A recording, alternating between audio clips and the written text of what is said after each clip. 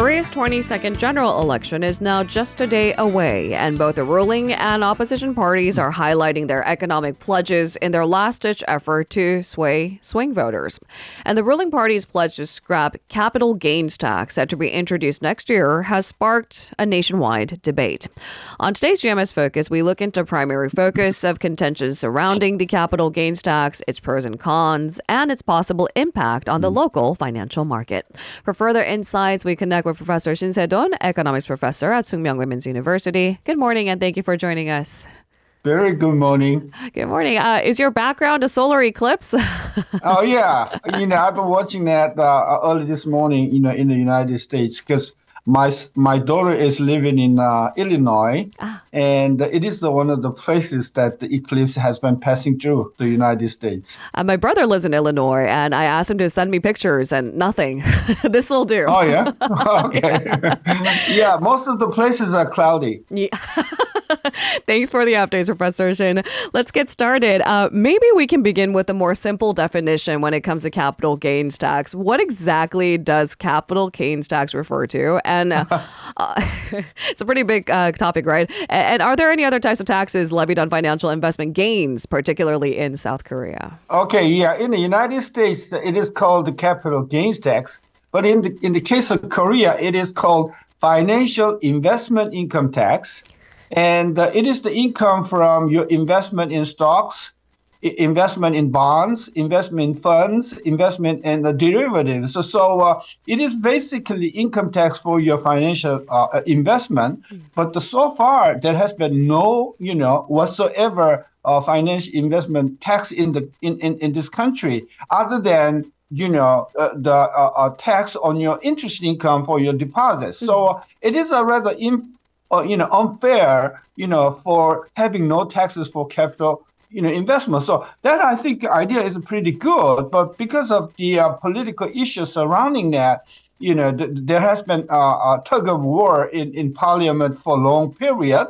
And finally, a couple of years ago, the Parliament decided to make that tax effective first day of 2023, but 10 days before the end, the President Yoon Suk-yeol announced that it's going to be postponed until 2025. And a few weeks ago, he announced that he is willing to abolish the financial investment income tax whatsoever. So that, I think, is the center of contention. Just to make a little bit of judgment from afar, it's not good for the market when there's a lot of back and forth. Will it be implemented? Will it not be implemented? Those kinds of uncertainties don't fare so well. But maybe we can take a look at the specifics of why the financial investment income tax is contentious in the first place in South Korea. The timing can come into question. The state of the current market conditions. It's volatile and it changes quite frequently. So some economists argue that introduction of this financial investment income tax will cause massive capital outflow and stagnate the local financial market that's already facing headwinds. So what is your take to that criticism? Okay.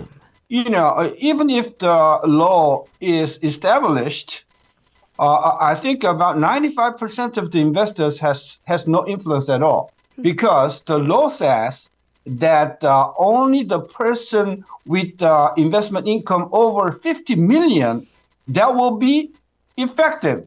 And I think, more than 90% of the investors are not making 50 million a year. So it is the tax for huge investor, like institutional investor, mostly from, I think, another country. So it is not, the tax for the general audiences. That we have to be sure. Okay. And the second, the proposed tax rate for the capital gains tax is about 22%, and a certain amount above it is 27.5%. So it is pretty hectic, rate of tax.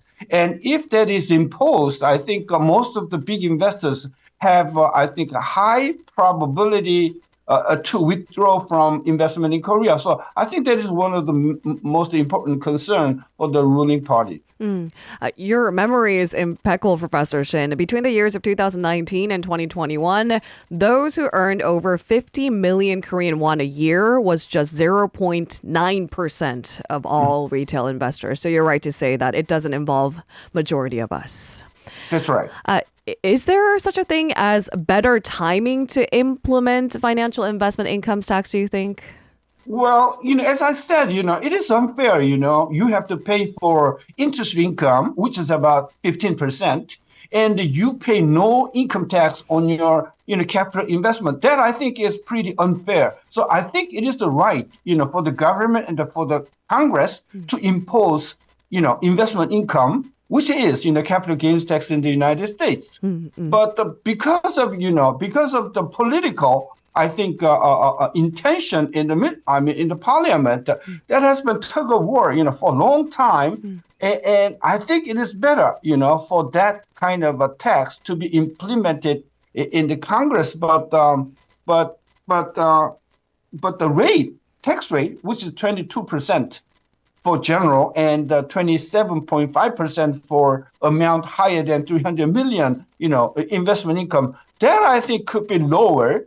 To a certain level to mitigate, the potential possibility of capital outflow. So to me, capital gains tax is a right tax, like, most American, most and European countries have capital gains tax in their country. So I think it is a right for the government to impose that tax, but whether the timing is right, I think it didn't really matter because, as I say, more than 95% of the people has nothing to do with, capital gains tax. Only the big investors are influenced by the taxes. So I think the better sooner. That is my position. But maybe not without knowing the details. Nobody gravitates towards a statement, we're going to tax you more. It's not a favorite comment. So in that sense, the political calendar might also be important. Here's another angle, another question I want to ask you, Professor Shin. Some claim that the capital gains tax or a version of it will only exacerbate Korea's mounting tax revenue deficit and deteriorate the government's fiscal soundness. Just for the record, tax revenue deficit stood at 56 trillion won last year. What are your thoughts on this? Yeah, last year the capital gains, the transaction tax, we call it, the transaction tax was about the 6 trillion won, which is about less than 2% of total tax revenue. So no matter whether the capital gains tax rate is imposed, I think the effect will be pretty negligible because in 2018, about 4 years ago or 5 years ago, the tax revenue was about the same. So with this current system, I think the tax revenue will not be affected very much. So it is not, I think, right to talk about the issue in terms of tax revenue. Rather, I think the most important thing is whether the tax or capital gains tax will be significantly affecting capital markets, stock market. I think that is the most concern, for the general people. Even though they're not paying tax, they really hate, for the stock price fall because of that tax. So I think the most of the people are concerned not about tax that he's going to pay, but about the stock price. How the decision or how a rumor of a decision may affect the stock prices. Yeah, that is exactly, yeah. Okay, as you've alluded to, Professor Shin, most of the developing economies, it seems, when we turn to different parts of Europe and the United States, even our neighboring country of Japan, has a different type of capital gains tax. So maybe we can make those comparisons. Is capital gains tax levied on individual investors in most advanced nations? Right. Most of the European countries and the United States and North American country, they levy capital gains tax. Okay. And the country without capital gains tax and only transaction tax countries are China, Taiwan, Korea, Singapore. The common aspect is those countries are Eastern Asian country.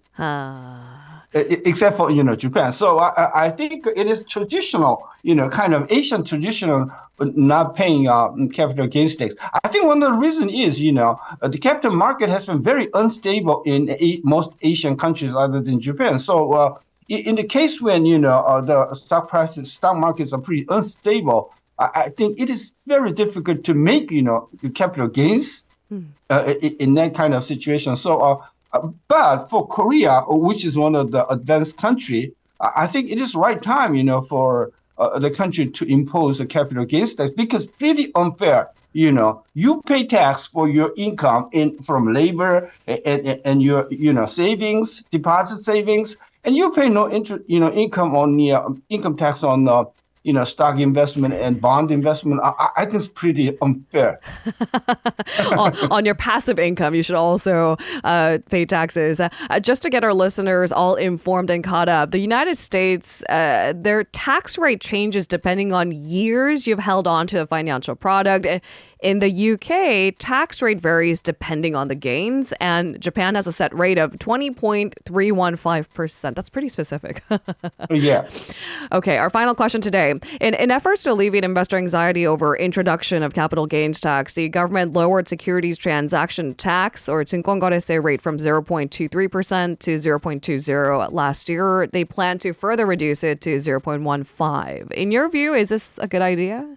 I don't think it's fair. I don't think it is, understandable. I think it is pretty political intention behind that. So as soon as we finish our general election, I think the government is probably willing to raise the tax. Making excuses that tax revenues has been pretty significantly damaged last year. So. I think transaction tax should be removed, and the capital gains tax will be imposed. But initially the rate 22% for general and 27.5% for the certain amount above. I think that's pretty high level of tax rate. So 10%. Starting with, and then it gradually raising to 22 or 27.5%. That will be, pretty acceptable. So a general direction of the, capital gains tax is that should be imposed and gradually remove transaction tax. Now, they are gradually removing that transaction tax, and capital gains tax is abolished. I think it is pretty wrong direction for the government to take, in terms of fairness, in terms of, the lack of tax revenues. Professor Shin, who knew you're such an advocate for fairness? We appreciate your insight. Thank you very much. We'll speak to you again next week. My pleasure, always. If you're listening to our program using the podcast service, just a reminder that we do go live Monday through Friday, 7 a.m. Korea Standard Time. So tune in and help us make the show more informative by giving us your input. See you bright and early on Good Morning Seoul.